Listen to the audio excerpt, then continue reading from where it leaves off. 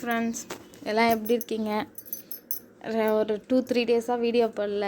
Saturday வந்து என் ஹஸ்பண்டுக்கு ஆஃபீஸில் ஃபேமிலி டே, அங்கே போயாச்சு. சண்டே வந்து என் பொண்ணுக்கு டான்ஸ் கிளாஸு ப்ளஸ் இங்கே பாண்டிச்சேரியில் ஃப்ளவர் ஷோ இருக்குல்ல, ஸோ அங்கே போயாச்சு. நேற்று கொஞ்சம் க்ளீனிங் ஒர்க்கெலாம் இருந்தது. வீடு தொடச்சிட்டு எல்லாத்தையும் பேக் பண்ணி அமுச்சிட்டு வீடு தொடச்சிட்டு வேலையாக சரியாக போச்சு. அதனால தான் வீடியோ போட முடியல. Sorry friends. Good morning. காலையிலே பாருங்களேன், நல்ல இந்த நெல்லிக்காய் தெரியுதா, கொத்தாக சூப்பராக இருந்தது ஃப்ரெண்ட்ஸ். கதவு திறந்தோடனே அடே பச்சை பசேன்னு இந்த நெல்லிக்காய் தான் ஃபஸ்ட்டு நாங்கள் பார்க்குறது. சரி, இப்போ டிஷ்ஷுக்குள்ளே போகலாம். நான் வந்து ஒரு குக்கரில் ஒரு கை பருப்பு போட்டு ஒரு தக்காளி வச்சு வேக வச்சு எடுத்துக்கிறேன். 3 விசில் விட்டுருக்கேன். சைடில் வந்து ஒரு வானலில் 1 ஸ்பூன் ஜீரகம், 1/2 ஸ்பூன் மிளகு எடுத்திருக்கேன். இது என்னோடது கொஞ்சம் காரமாக இருக்கும் அந்த மிளகு, ஸோ அதனால் 1/2 ஸ்பூன் மிளகு எடுத்திருக்கேன். உங்களுக்கு வேணால் 1 ஸ்பூனாக சேர்த்துக்கோங்க. 1/2 ஸ்பூன் உளுந்து போட்டிருக்கேன். 2 ஸ்பூன் கடலைப்பருப்பு,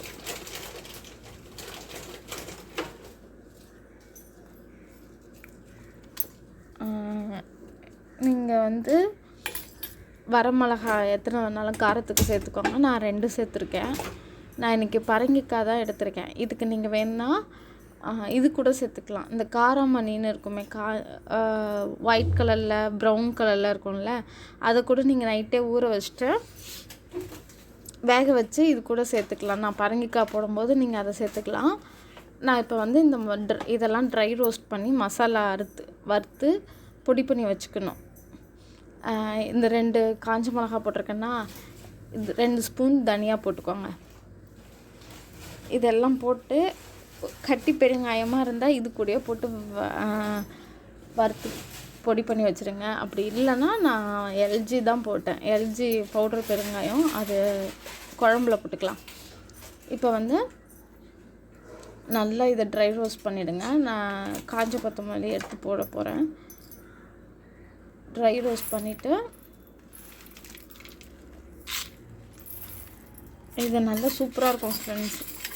நார்மல் சாம்பாரோட இது கொஞ்சம் ஈஸியாகவும் பண்ணிடலாம்.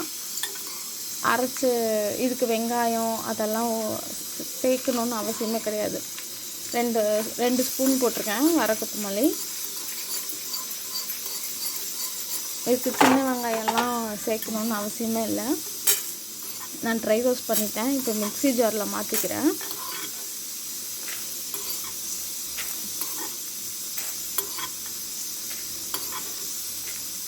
மிக்ஸி ஜாரில் மாற்றிக்கிட்டு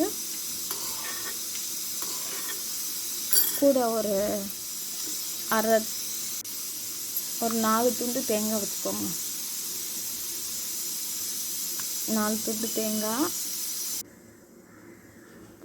இது கூடயே சேர்த்து அரைச்சிக்கோங்க. அரைச்சி எடுத்துகிட்டு வந்தாங்க. ஒரு சின்ன லெமன் சைஸ் புளியை வந்து ஊற வச்சுக்கோங்க. ஏன்னா நம்ம ஏற்கனவே ஒரு தக்காளி போட்டிருக்கோம். இப்போ இந்த ட்ரை ரோஸ்ட் பண்ணோம்ல, அது கூட நான் தேங்காய் போட்டிருக்கேன் பாருங்கள், ஒரு 4 பத்தை. அதை போட்டு நல்லா மிக்சியில் அரைச்சிட்டு வந்துடுங்க. தண்ணி ஊற்றி அரைச்சிக்கலாம். நீங்கள் பேஸ்ட் மாதிரி தானே நம்ம போட போகிறோம். தண்ணி ஊற்றி அரைச்சிட்டு வந்துடுங்க.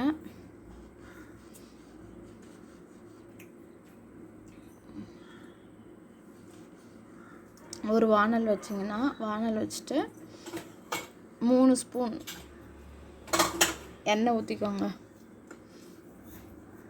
எண்ணெய் ஊற்றி கடுகு பொரிஞ்சோடனே கடுகு போடுங்க. கடுகு பொரிஞ்சோடனே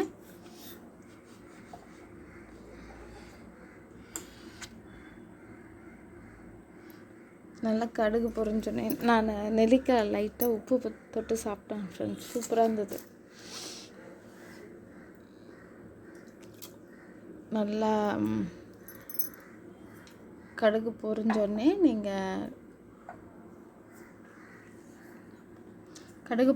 அந்த பேஸ்ட்டை அரைச்சோம்ல, அதை போட்டுட்டு மிக்ஸி ஜார்லேயே நல்லா தண்ணி ஊற்றி கழுவிடுங்க. அதுக்கப்புறம் அந்த பருப்பு இருக்குல்ல, நம்ம வேக வச்சுருந்தோம்ல, அந்த பருப்பையும் எடுத்து கொட்டிடுங்க. எடுத்து கொட்டிட்டு பரங்கிக்காய் நான் கட் பண்ணி வச்சுருக்கேன்ல, அந்த மாரி கட் பண்ணி இந்த பரங்கிக்காய் மோஸ்ட்லி 10 நிமிஷத்தில் வெந்துடும். இந்த குழம்பு வந்து நல்லா திக்காக இருக்கும் ஃப்ரெண்ட்ஸ். கொஞ்சம் நீங்கள் தாராளமாக தண்ணி ஊற்றலாம். நான் இந்த புளி ஊற வச்சுருந்தேன்ல, அந்த புளி கரைச்சலும் ஊற்றுறேன். ஏற்கனவே நம்ம எல்லாமே ரோஸ்ட் பண்ணி செஞ்சதுனால டக்குன்னு சீக்கிரமாக வெந்துடும். அதனால் நீங்கள் அடுத்தடுத்து இது பண்ணிடலாம். புளி கரைச்சி ஊற்றிடுங்க. புளி கரைச்சி ஊற்றினோடனே உப்பு போடுங்க, தேவையான அளவுக்கு உப்பு போட்டு அதை நல்லா கொதிக்க விடுங்க. இந்த பரங்கிக்காய் ஒரு 10 நிமிஷத்தில் வெந்துடும். அந்த பரங்கிக்காய் வேகிற அளவுக்கு தான் நீங்கள் அந்த குழம்பு செய்கிறதுக்கு டைம் ஆகும். பரங்கிக்காய் வெந்துருச்சுன்னா எல்லாமே வெந்துடும். நம்ம ஆஃப் பண்ணிவிட்டு நல்லா சர்வ் பண்ணலாம். நான் தண்ணி ஊற்றிக்கிறேன், ஏன்னா எனக்கு திக்காக இருக்குது. அதனால் கொஞ்சம் நல்லா தண்ணி ஊற்றுனீங்கன்னா அந்த பரங்கிக்காய் வேக வைக்க நல்லா திக்காகிடும் அந்த குழம்பும். ஸோ எவ்வளோ வேணாலும் நீங்கள் தண்ணி ஊற்றிக்கோங்க.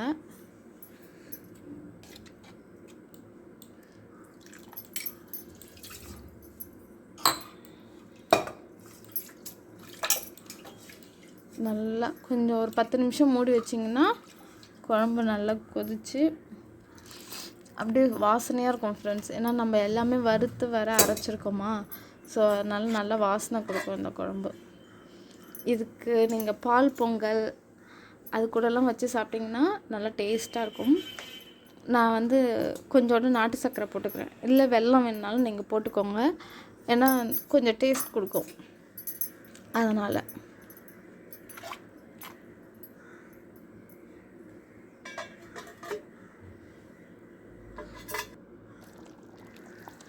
அவ்வளோதான். ஒரு 10 நிமிஷம் மூடி வைங்க. நல்லா குழம்பு கொதித்து வந்துருச்சு, பரங்கிக்காவும் வெந்துருச்சு.